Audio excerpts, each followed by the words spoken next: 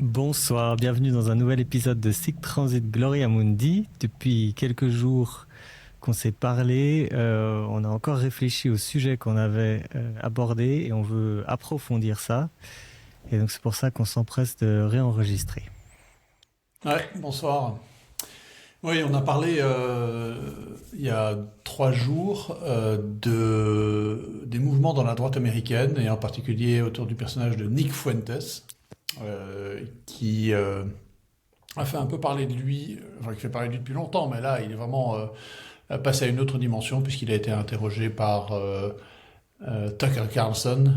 Je crois qu'il y a des alors, quand je l'ai regardé dimanche dernier, lundi dernier, c'était 5 millions de vues. Je sais pas, j'ai pas regardé combien un arbre, enfin, on Ah dit, oui, on doit bien être, il incroyable. doit être, je sais pas, 8 ou 10 millions peut-être maintenant, j'en sais rien. Ce qui est énorme Et, pour Tucker Carlson, je crois. Hein, parce que pour donner un ordre de grandeur, un bon podcast de Joe Rogan, qui est donc le premier au monde, c'est 10 millions, je suppose. Les plus gros ont atteint les 60 millions, je crois. Celui avec Trump juste avant la seconde élection, enfin en 2024, c'était... 2024 a atteint, je crois, les 35 millions. Donc c'est énorme pour je une suis en train de personnalité regarder à relativement inconnue. combien il est. Donc, Tucker Carlson a 5 millions d'abonnés sur YouTube. Mhm. Et là, il est. Je le trouve pas. Non, les plus récentes. Ah, 6 millions de vues. Bon, bref, plus Tout de même. les autres canaux, quoi. Ah oui, C'est c'est vrai, déjà en plus. parmi les plus populaires. Ouais, bah, c'est la quatrième plus populaire, quoi. Et elle a été tournée il y a 2 semaines, quoi. Ouais. La plus populaire, c'est celle de Poutine, 22 millions de vues. Ensuite, ça tombe à 7 millions avec Bukele, le président du Salvador. Et puis une émission sur le 11 septembre. Et après, c'est celle de Nick Fuentes. Ouais, c'est vraiment Celle énorme. de septembre, d'ailleurs, elle est récente, non? Elle a un mois, oui. Ouais. Je vous invite à tous regarder cette série qui est absolument Je l'ai pas extraordinaire. regardé. J'ai pas regardé. C'est pas très. C'est plusieurs épisodes, je crois qu'il est à peu près arrivé à la fin. Ils font tous une vingtaine de minutes. Et c'est très intéressant parce que, bon, on aime tous les théories du complot, hein. et, là, euh, et là, justement, c'en est pas une. Simplement, ça montre. Je pense que c'est une des plus grandes vérités autour des théories du complot ou de tous ces événements complètement improbables et qui se produisent. C'est que c'est surtout dû à en fait des défaillances, des incapacités, des bourdes, des gens qui n'ont pas fait leur travail, qui n'ont pas surveillé ce qu'il fallait. Et pour résumer en une phrase cette série sur le 11 septembre, euh, en gros, la CIA pensait maîtriser la chose. Il surveillait ceux même qui avaient distribué des visas aux pilotes. Il pensait qu'il maîtrisait le truc et puis en fait, pas du tout. Et alors évidemment, le FBI qui essayait d'avoir des infos au même moment se faisait embêter par les autres, la CIA qui leur disait mais non, mais vous n'avez pas besoin de savoir ça, etc. Jusqu'à peut-être 3 semaines avant l'événement, le 11 septembre, où tout à coup la CIA a tiré la sonnette d'alarme en disant on ne sait plus où ils sont, on les a perdus. Est-ce que vous pouvez nous aider et malheureusement, il était déjà trop tard en fait. Et donc ce sont des et le principal reproche de Tucker Carlson, c'est que tous les gens enfin, les politiciens qui ont participé à la grande enquête suivant le 11 septembre pour faire pour mettre un éclairage sur tout ça, n'ont pas vraiment fait leur travail, en fait, puisque les vrais coupables, enfin, je pense que personne n'est au courant de tout ça, ne conclut qu'au 11 septembre en disant que c'était largement une erreur des services secrets américains qui ont voulu jouer avec le feu, en fait. Donc c'est assez incroyable comme histoire et je vous recommande. Et puis il y a juste une petite théorie du complot, un truc que j'ignorais totalement d'ailleurs, c'est qu'au-delà des deux tours jumelles, il y a une autre petite tour qui est tombée, qui était en l'occurrence, je crois, un bureau de la CIA, enfin notamment qui contenait un bureau de la CIA euh, à New York. Et alors, on ne sait pas vraiment, enfin on a l'impression qu'elle a été volontairement détruite. parce qu'elle n'avait pas de raison de s'écrouler toute seule. Et ça, c'est effectivement assez mystérieux comme histoire. Et j'ignorais totalement. Elle s'appelle la tour 55 ou je sais pas quoi. Enfin, je sais pas, tu connaissais ça, toi? Non, enfin, ça Non, me dit j'ai une vraiment quelque chose, mais petite tour, hein, pas aussi j'ai grande entendu que les parler de autres, ouais, j'ai mais entendu parler de ça, vraiment mais assez mystérieux. Hmm. euh, Donc il y a eu des manigances autour de ça. Voilà, mais pour revenir au sujet de Nick Fuentes, donc tu étais en train de dire, alors en fait, euh, la raison pour laquelle Nick Fuentes est intéressant, c'est que ce qui est en train de se passer aux États-Unis et l'élection à New York y contribue, donc là tu préfigure des. parles du fait que euh, donc à New York, il vient d'avoir la fin de la primaire démocrate, mais comme New York est très au- à gauche, c'est l'élection. Non, non, non, l'élection a eu lieu. ah, elle a eu lieu L'élection a eu, entre-temps là? oui, l'élection a eu lieu. Puisqu'on D'accord, a des mais résultats sur les on avait républicains aussi. ah oui, d'accord. Mais on avait décrété donc Mamdani vainqueur suite à la primaire démocrate, puisque Alors, New York étant très ouais, à droite, très à gauche, gauche. pardon, il avait toutes les chances de gagner derrière. Donc c'est Mhm. un Indien musulman qui a Chiite long, duodécimant, donc voilà. c'est un chiite un peu particulier. Les chiites duodécimants, si ma mémoire est bonne, sont des chiites qui se rattachent À l'Agacan. à l'Agacan. Hein.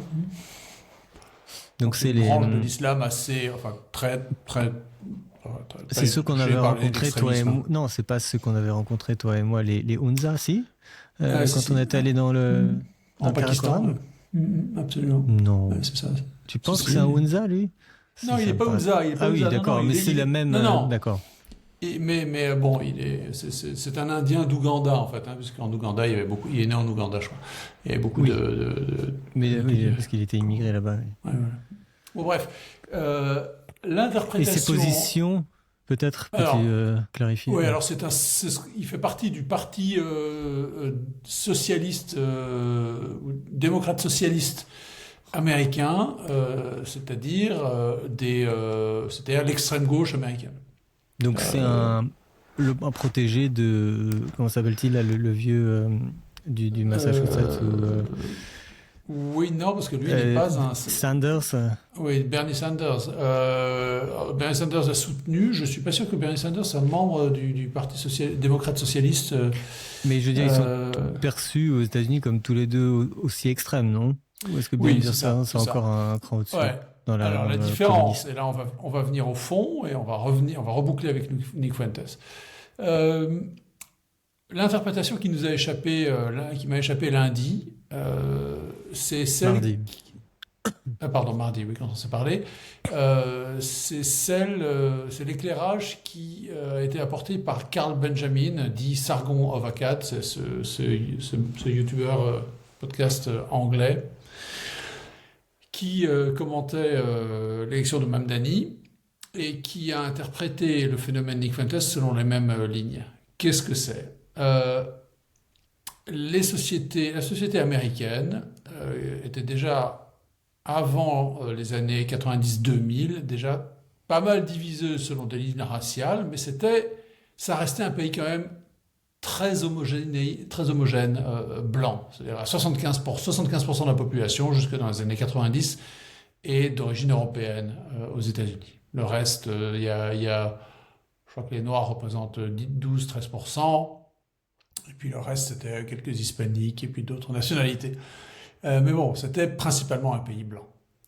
Euh, Comme nos pays en Europe. En Europe, on n'est pas à 75% de blancs de nos jours, mais bon, on s'approche, quoi. Hein. On va vers ce genre de. Aujourd'hui, aux États-Unis, c'est la moitié de la population est blanche et d'origine européenne, on va dire. Hein. Quand je dis blanc, attention, ça veut dire d'origine européenne. Sachant que techniquement, les Indiens, les Maghrébins, les Arabes, les Perses sont de race blanche, caucasoïdes, c'est-à-dire ils sont en fait. Dont Mamdani, Et Mamdani, lui, quand tu le vois, il est très blanc, si je puis dire. Hein. Il pourrait être italien ou espagnol du Sud, quoi. Hein. Bref. Disons que ce sont en termes américains, on appelle ça blanc. Moi, j'aime pas trop ce vocabulaire. Je préfère utiliser des termes plus techniques. Mais l'évolution, donc aux États-Unis aujourd'hui, la moitié de la population environ est d'origine européenne et tout le reste est d'origine non européenne.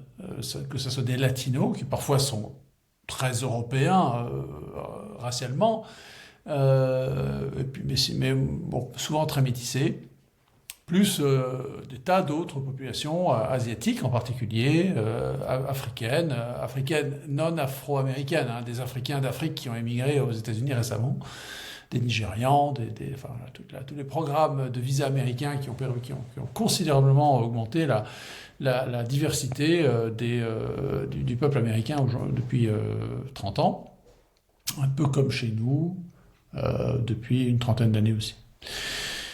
Et le résultat aux États-Unis, et en particulier à New York, c'est que les électeurs new-yorkais ont élu un étranger, né à l'étranger, musulman, dans la ville du 11 septembre 2001, avec par ailleurs des politiques, un programme très à gauche, mais je pense qu'en réalité le programme très à gauche n'est pas le plus important. Ah oui. Ou disons il découle du premier principe de la raison de l'élection de Mamdani, qui est une élection ethnique. C'est la thèse de Sargon Avagad, et je pense qu'il a raison, et parce que le phénomène Nick Fuentes est un phénomène ethnique aussi. Mamdani a été élu par les minorités de tout genre qui se sont alliées et qui se sont dit tiens, on va avoir des trucs gratuits. En plus, on va avoir des trucs gratuits. C'est-à-dire qu'on va faire payer par les riches blancs des logements avec des loyers bloqués, des transports gratuits, alors c'est un gadget, la promesse de Mamdani sur les supermarchés municipaux, donc tenus par le gouvernement, par la ville, parce qu'en réalité il y en a pas une dizaine qui sont ouverts, et puis ça ne marchera jamais. Mais disons que ça a beaucoup frappé des gens. On va avoir des trucs gratuits, et par ailleurs, Mamdani va demander à la police et à la justice de nous laisser tranquilles dans les délits que notre communauté, que des membres de notre communauté peuvent commettre. Parce que Mamdani a une politique et puis il y a aussi un peu peut-être pénale très libérale. Ah oui. Et est-ce que tu penses que le fait qu'il soit pro-palestinien soit un facteur? Non. Non. Okay. Non, ses opposants ont commis l'erreur de faire énormément campagne là-dessus. Ouais. Mais Mamdani, lui, a toujours refusé. Quand on lui a demandé dans quel est le premier pays que vous irez visiter, il a dit mais attendez, moi je suis maire de New York, hein. Je me concentre sur la Maine New York. Il a refusé. Alors évidemment, il a par ailleurs. C'est tout à fait ce qu'il faut faire. Ses adversaires étaient en train d'essayer de l'exciter sur Israël, Gaza et tout le reste, que par ailleurs, ce sont des sujets sur lesquels par ailleurs il a pris des positions anti-israéliennes, mais dans sa campagne, je pense qu'il a pas accentué là-dessus. Mais en revanche, il est d'origine africaine et indienne et musulmane. Il représente une espèce de croisée de convergence des luttes, si je puis dire, ou de, comment est-ce qu'on dit de nos jours, d'intersectionnalité. C'est ça. Et qui ce que je trouve être un très mauvais terme par rapport à convergence des luttes, mais qui fait que il a obtenu un vote, il a bénéficié d'un vote ethnique. Alors ethnique pas homogène, mais donc les minorités à New York, qui représentent, je crois, les 2 tiers de la population new-yorkaise aujourd'hui, ont décidé de mettre à la tête de la ville un de leurs membres. Et l'affaire Nick Fuentes, ou le phénomène Nick Fuentes, est le phénomène symétrique chez les Blancs. Qu'est-ce que c'est que Nick Fuentes ? Nick Fuentes, comme on l'expliquait, c'est un suprémaciste blanc. C'est-à-dire qu'il il appelle par diverses provocations. C'est un gamin, hein, il il a 27 ans, il a des provocations, des extravagances antisémites, mais cela dit, il dit qu'il admire Staline comme Hitler. Euh, bon, en fait, on comprend il fait de la provocation. Il veut faire parler de lui. Hein. Me faire parler de lui. Et, et ce phénomène ethnique, identitaire, on va dire, en termes européens, en termes français, on dirait identitaire, que représente Nick Fuentes, c'est le pendant de Zoran Mamdani à New York. Mais on voit la même chose chez nous. La France insoumise, c'est un vote ethnique. Je disais tout à l'heure, ce soir, que Raphaël Arnaud, le député d'Avignon, qui est un black bloc violent, qui est député, un jeune gars qui a été élu dans une circonscription en mobilisant les populations maghrébines et les mosquées et les islamistes pour aller voter pour le faire élire, est en ce moment en délicatesse avec certains de ses militants, de ses électeurs, qui disent qu'il doit dégager, qu'il est trop blanc, qu'il est français, et il y a eu au sein de la France insoumise d'autres tendances de ce genre-là, comme comment s'appelle la députée européenne d'origine palestinienne là,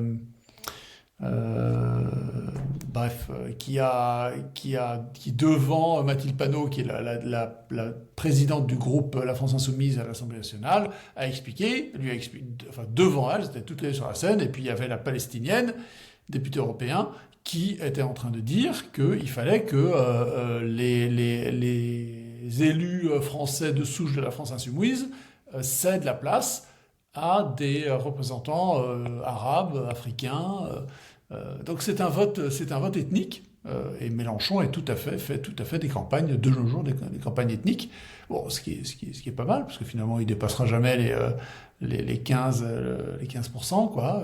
Et puis il fera l'unanimité contre lui au deuxième tour, si jamais il arrive à un deuxième tour. Mais il y a ce genre de phénomène ethnique à gauche en France, très visiblement. À droite, c'est plus diffus, mais certainement que le Rassemblement national fait l'objet d'un report de vote ethnique aussi, identitaire. Et pourquoi est-ce que ça arrive ? Eh bien, ça arrive parce que nos populations, les populations de nos pays sont devenues, comme on dit, diverses. Quand tu as une majorité, quand tu as 90% d'Européens, de population européenne dans les pays occidentaux, tu peux avoir des partis politiques qui se divisent, enfin qui se dessinent, qui se séparent selon des lignes proprement politiques, c'est-à-dire pas sur des sujets d'identité, pas sur des sujets ethniques. À partir du moment où la diversité où il y a une trop grande diversité, une trop grande hétérogénéité raciale ou ethnique dans la population, eh bien, c'est ce qu'on voit aujourd'hui dans nos pays occidentaux, aux États-Unis, comme en France, comme en Allemagne, comme en Angleterre. Eh bien, tu as des partis, tu as des divisions dans la population de type libanais ou africain. En Afrique, les pays où il y a des démocraties, en fait, les partis sont des partis ethniques. Les gens votent pour le représentant de leur ethnie. Alors nous, en France, quand on lit les résultats d'élections au Cameroun ou en Côte d'Ivoire ou au Sénégal, on a l'impression que c'est le parti populaire, social qui a gagné l'élection. Non, c'est le parti... je ne sais plus quelles sont les ethnies de ces différents pays, mais enfin voilà, c'est l'ethnie dominante qui l'emporte. Eh bien, aux États-Unis, c'est en train de se dessiner. Au Liban, c'est le cas, ça c'est très connu. Eh bien, dans nos pays, ça arrive aussi. Et Nick Fuentes, c'est le représentant, alors il n'est pas candidat politique, mais c'est un leader d'opinion politique qui mène une politique identitaire. Alors, ceux qui nous écoutent, vous connaissez le dicton si tu ne t'intéresses pas à la politique s'intéresse à toi. C'est-à-dire qu'un jour ou l'autre, tu vas devoir t'en soucier. Eh bien, moi, j'étends le dicton si tu ne t'intéresses pas à l'identité, l'identité va s'intéresser à toi.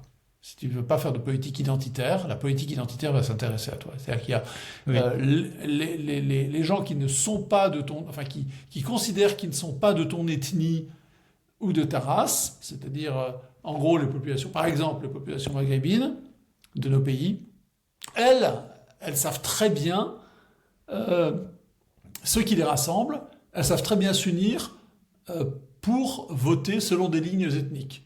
Et ça arrive de oui, plus en plus dans nos pays. Là, je vois l'élection, j'habite à côté de Roubaix. Jusqu'à présent, Roubaix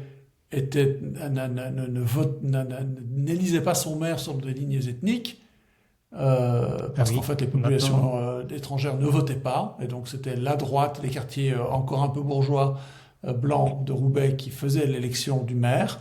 Parce que le taux de participation était trop faible. Là, c'est terminé. Tu vois, Roubaix a passé un, un- un niveau de composition démographique, raciale, culturelle ou ethnique, qui fait que le prochain maire sera élu selon des lignes ethniques. Alors, il se trouve que ça va être un blanc, mais en réalité, c'est un blanc de la France insoumise qui flatte les partis, les groupes d'influence musulmans, maghrébins de Roubaix, et qui vont le faire élire parce que c'est un des leurs, ou un, disons, que leur représentant. c'est vraiment étonnant parce que on est face à un phénomène où euh, beaucoup de partis de gauche, au nom de l'antiracisme, ont importé des populations au nom de la tolérance, etc., et de ne pas regarder d'où ils venaient, et puis les différences, des populations qui en fait elles-mêmes n'ont pas du tout ces valeurs, qu'une fois qu'elles arrivent en nombre suffisamment grand, réintroduisent justement ce dont on essaie de débarrasser, qui était de réfléchir en termes d'ethnie, en fait. Donc il y a une espèce de dynamique qui s'est retournée. Et tu n'as pas cité Buckley. euh, Alors, oui, oui, ça, c'était une réflexion intéressante aussi de Carl Benjamin. oui. Euh, très peu de Français, je pense, connaissent William Buckley. Buckley, hein, Buckley, Buckley, qui Mhm. est le grand théoricien, animateur intellectuel du renouveau conservateur américain des années 60, 70, 80 et qui a mené à l'élection de Ronald Reagan. Et puis ensuite des Bush. Donc des conservateurs, des républicains conservateurs américains. Et qui a renouvelé l'identité, le logiciel idéologique du Parti républicain à partir des années 60. Il a notamment créé ce qu'on appelle la National Review, qui était le journal, enfin le magazine, disons, intellectuel des républicains. La tradition buckleyenne des conservateurs américains, elle est complètement dépassée aujourd'hui. Parce que Buckley avait un conservatisme américain, un conservatisme euh, euh, daltonien, c'est-à-dire qu'il ne faisait pas attention aux couleurs. Voilà, tout le monde pouvait être américain, quelles que soient ses origines, sa couleur de peau. Et ça, c'était le logiciel des républicains américains, jusque encore aujourd'hui. Il est très puissant, mais il est probable que ce logiciel est dépassé. Alors, en disant ça, je ne suis pas en train d'attiser les guerres raciales, hein, les conflits raciaux, les oppositions raciales. Je suis juste en train de constater que certains phénomènes politiques aux États-Unis euh, révèlent une transformation des comportements électoraux et puis euh,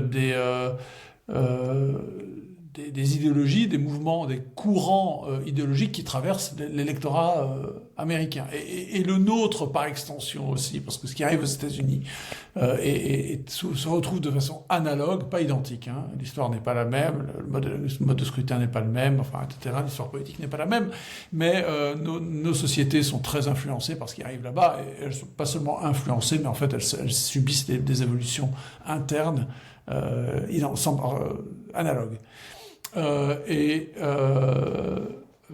Nick Fuentes, en appelant volontairement, explicitement aux hommes, aux jeunes hommes blancs, en leur disant je suis votre représentant, je suis votre porte-parole, et on va renverser la table, acte la fin de la droite buckléenne américaine, qui existe encore fort. Hein, Donald Trump paraît un centriste à côté de ces gens-là. Hein. Il faut se rendre compte de la façon dont soudain, après la mort de Charlie Kirk, on se demandait qu'est-ce qui va arriver, quel va être Donc Charlie Kirk, ce militant conservateur américain qui a été assassiné de façon épouvantable, une balle dans la gorge, là, et c'était filmé en plus il y a 1 mois ou 2 mois. Charlie Kirk, lui, était un buckléen, c'est-à-dire qu'il était... il n'appelait pas du tout... certains jugeaient, ils l'ont assassiné d'ailleurs, certains le jugeaient extrême, mais ce qui s'est passé, c'est que le mouvement qu'il remplace et qui est en train de supplanter ce mouvement qui finalement était assez modéré autour de Charlie Kirk est très extrême. Il acte une séparation ethnique, en tout cas des revendications raciales, culturelles, alors l'expression culturelle c'est l'ethnie, qui sont en rupture avec la tradition universaliste de la citoyenneté américaine. Et chez nous, la même chose va arriver. Quand certains disent que le Rassemblement national est un parti extrême, comme dit, c'est Laurent Alexandre, le fondateur d'Octissimo, ce médecin, entrepreneur, qui était à l'affût des courants intellectuels. Il a une petite vidéo où il dit vous pensez que le Front National, le Rassemblement national est un parti extrême, mais vous n'avez rien vu, vous ne savez pas ce que c'est que l'extrême droite. Et ça va arriver, probablement, si le RN, comme le RN, s'il arrive au pouvoir, va échouer, eh bien, il va être remplacé par quelque chose de beaucoup plus dur. À droite, en tout cas. Est-ce que ce parti prendra le pouvoir? J'en sais rien. Mais en tout cas, il va être... l'échec du RN ne se traduira pas par une disparition de la droite populiste, mais par sa radicalisation. La preuve aux États-Unis. Et en écrivant ça, en fait, tu dis en quelque sorte qu'il y a un peu quelque chose d'inévitable au fait que quand on met des populations si différentes ensemble, tout à coup elles se séparent. Et c'est d'ailleurs, ça me fait penser à un phénomène que décrivent beaucoup les gens qui arrivent en prison et qui décrivent justement qu'arrivés dans cet environnement, immédiatement, en fait, ils sont catégorisés en fonction de leur ethnie, de leur origine, et que les groupes se reforment selon cet arc-là. Alors que dans la vie civile, c'est pas quelque chose qu'ils avaient particulièrement observé ou qui Oui, ils n'avaient pas observé, mais en réalité, quand des nouveaux arrivants, des immigrés arrivent dans n'importe quel pays, ils vont se mettre dans le quartier. Les Français qui arrivent à Londres, ils vont s'installer dans le quartier français. Voilà, oui.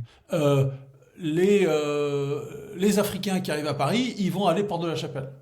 Ils vont s'installer Porte de la Chapelle. Pourquoi? Parce que le pays leur est étranger, c'est difficile, tu te perds, t'es dans l'insécurité quand tu es dans un cadre étranger. Eh bien, tu vas te mettre avec tes semblables parce que la transition est plus douce. Tu vas continuer à trouver les magasins avec ta nourriture, les écoles, par exemple à Londres, ça va être les lycées français, ça va être tes copains, des gens, disons, qui te ressemblent, des gens avec qui tu as un contact, et tu viens vivre avec eux. Et en Angleterre c'est pareil, en France c'est pareil, les étrangers vont se mettre dans un... C'est pire en Angleterre, comme on l'avait déjà décrit. C'est encore plus fort, oui. Puisque c'est activement encouragé, presque. Et donc, oui, il y a comme une différence là. Mais évidemment, pour le cas des Français à Londres, enfin, même s'il y en a beaucoup qui restent, le fait qu'ils n'arrivent pas en masse si grande, ça pose pas particulièrement de problème.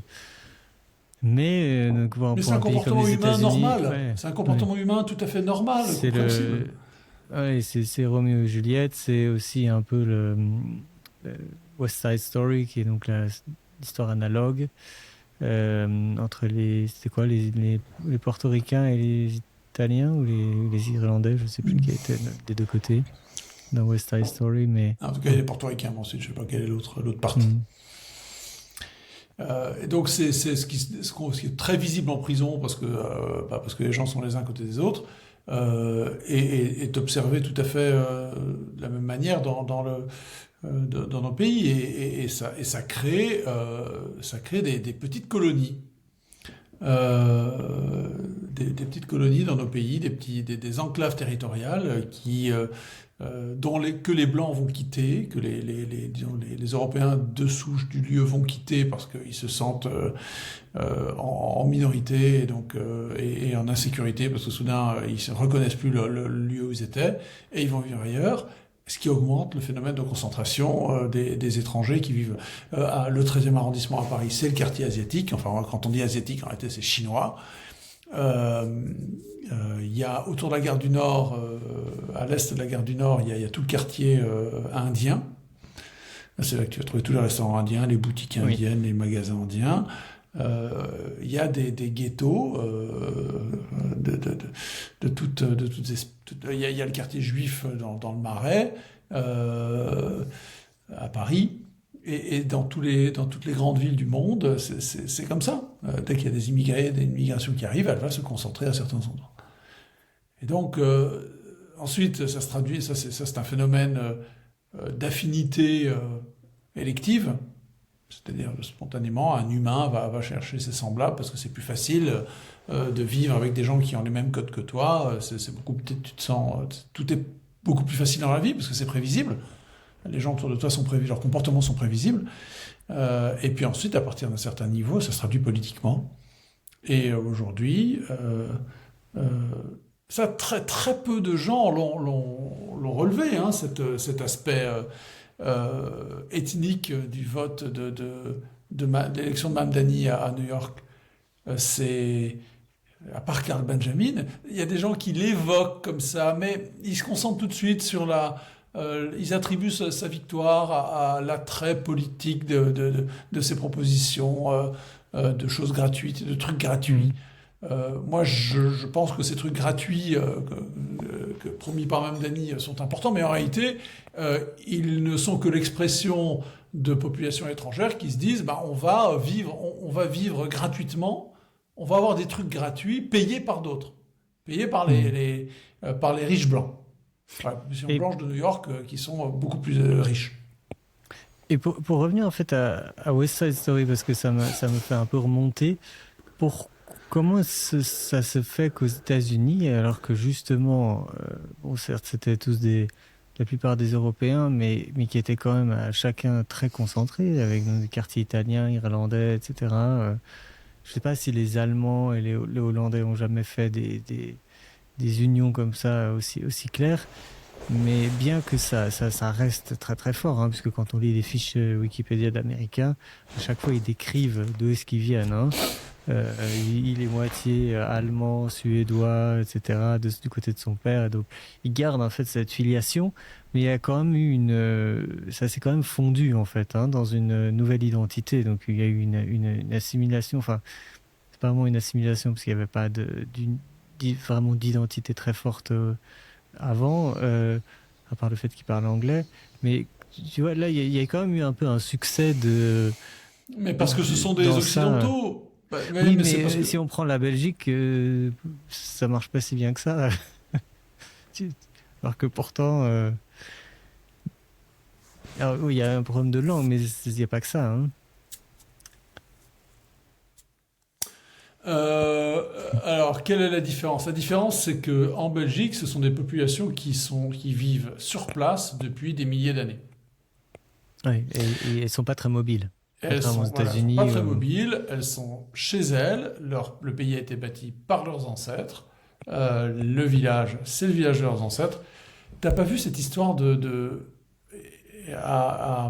la vallée de Cheddar en Angleterre, Je situe, oui. dans l'ouest de l'Angleterre, Ouais, pas loin de Bristol. ils ont découvert un cadavre, enfin la tombe ou le corps d'un homme qui était de l'âge de bronze, donc 3000 ans avant Jésus-Christ. Ça me Ils dit ont quelque récupéré chose, son oui. ADN et dans le village, il y avait un mec qui était un de ses descendants, vivant.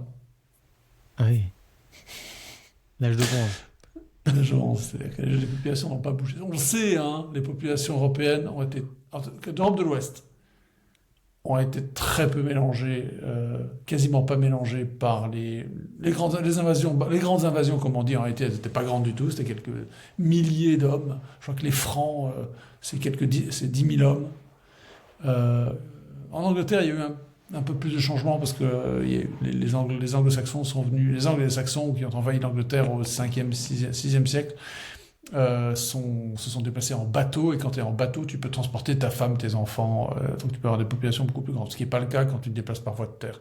Bon bref, en tout cas, les populations étaient très stables. Pour revenir aux Flamands et aux Wallons, par exemple, il y a une fixité beaucoup plus ancienne qui fait que les gens ont le sentiment d'être chez eux et que se mélanger, c'est beaucoup plus compliqué. C'est l'huile et l'eau, quoi. Aux États-Unis, c'est différent. Ils sont tous, ils viennent tous d'ailleurs. Le sentiment d'enracinement est quasiment inexistant. Et donc, la possibilité de fondre ces populations dans une nouvelle nation est plus facile, même s'il y a des clivages qui sont restés très longtemps. Il y a des films qui racontent les divisions entre les Irlandais, les Italiens, les populations protestantes d'origine anglaise ou hollandaise plus anciennes, pendant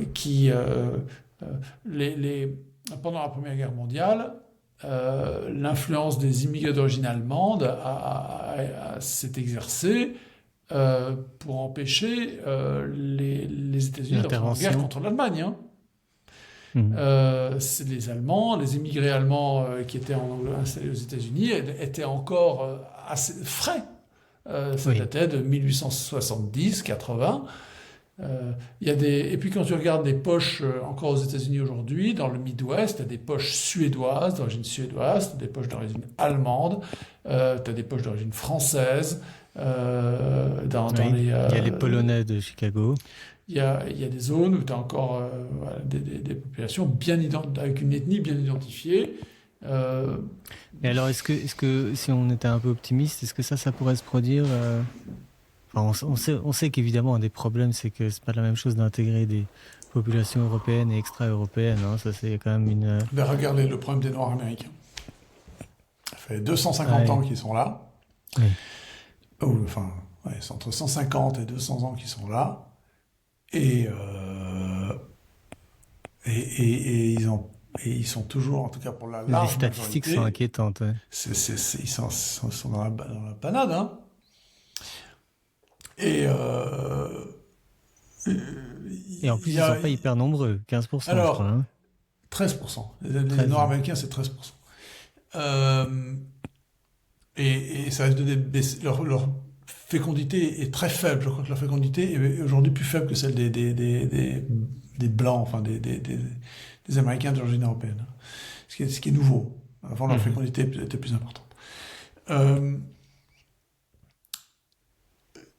Alors, les Noirs américains, alors si on lit Thomas Sowell, là, qu'on a déjà cité dans notre émission, il y a un livre très intéressant de Thomas Sowell qui explique qu'en fait, les Noirs américains du Sud, en tout cas, qui sont pas les mêmes que ceux du Nord. Hein. Lorsque les Noirs américains du Sud, les Afro-Américains du Sud ont émigré dans le Nord à la fin du 19e siècle, ils ont été très mal accueillis par les Noirs qui vivaient déjà dans le Nord. Hein. C'était pas la même culture.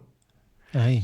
Mais pourquoi ? Parce que les Noirs, les Afro-Américains du Sud avaient adopté les mœurs, tiens-toi bien, des Écossais, des Irlando-Écossais qui s'étaient installés dans ces régions, dans les régions du Sud, et qui avaient transposé une culture, qui avaient importé leur culture, qui était une culture violente, une culture de famille instable, une culture qui méprisait le travail, ce qu'on appelle les rednecks, et qui s'est en fait étendue aux Afro-Américains. Donc les Afro-Américains, la culture des Afro-Américains, famille instable, enfin en gros les pères fichent le camp dès que les enfants naissent, peu d'éthique du travail, en tout cas pas du tout l'éthique protestante de la côte Est, et une tendance à la violence, à une culture de l'honneur et de la violence, qui en fait vient, d'après Sowell, des Irlandais, des Écossais et Irlandais qui s'étaient installés dans ces régions-là, qui venaient de coins très reculés, qui étaient connus en Grande-Bretagne pour avoir ce caractère-là, qui avait une culture très différente du reste de la Grande-Bretagne, et qui s'est transmise aux Nord-Américains. Enfin bon, je referme là cette parenthèse historique et culturelle de l'histoire des Afro-Américains. Moi, j'ai jamais entendu. Mais aujourd'hui, statistiquement, on voit des grosses différences entre les Nord du Sud, Nord du Nord, parce que j'ai jamais entendu entre les parler Nord de du ça. Sud et Nord du Nord, non, je crois qu'il n'y en a plus. Mais il y a eu un, il y Tu a veux eu dire un moment. qu'ils se sont mélangés, en fait, à cause Ouais, c'est ça. des mouvements constants. Mais quand en Allemagne, au 19e siècle, les Juifs allemands voient arriver les Juifs d'Europe de l'Est, du shtetl, le shtetl, donc les petites villes d'Ukraine, de Pologne, de Russie, ces Juifs-là qui parlaient yiddish et qui arrivent en Allemagne ou en Autriche, à Vienne, les Juifs qui étaient installés là, qui étaient germaniques depuis très longtemps, regardaient avec mépris leurs coreligionnaires arriver, parce qu'ils n'étaient pas du tout de la même culture, pas du tout, ils n'avaient rien en commun, très peu de choses en commun.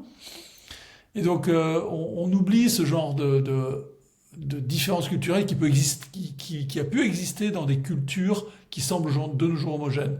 Mais ce qui est arrivé chez les Noirs américains est arrivé en Allemagne ou en Autriche, chez les Juifs, entre populations juives qui ont immigré et qui choquaient d'ailleurs par leur comportement, les Juifs allemands qui étaient très sophistiqués,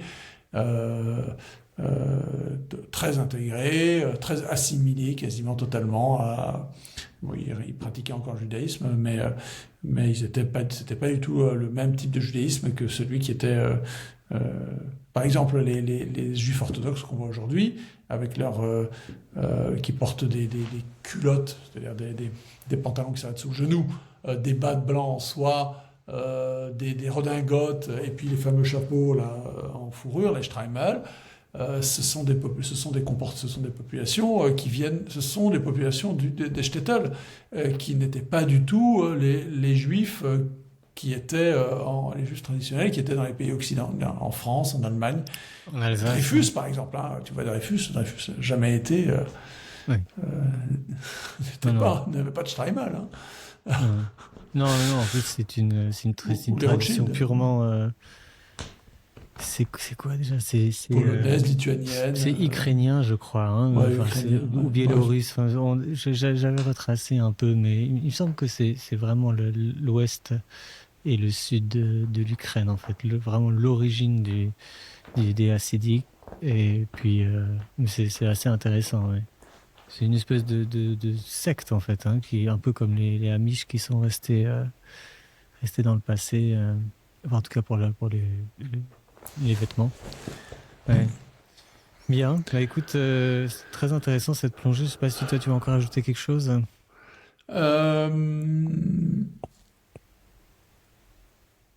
Non, on reparlera peut-être du judaïsme une autre fois. Oui, Conception c'est une considération. C'est un point qu'on devait aborder, qu'il faudrait peut-être approfondir. La question du judaïsme dans nos pays. Oui, parce qu'il y a beaucoup à dire aussi sur l'histoire, à travers depuis l'Antiquité, etc. Donc, ouais, très bien. Merci. Bonne soirée. Je t'en prie. Bonne soirée, à bientôt. À bientôt.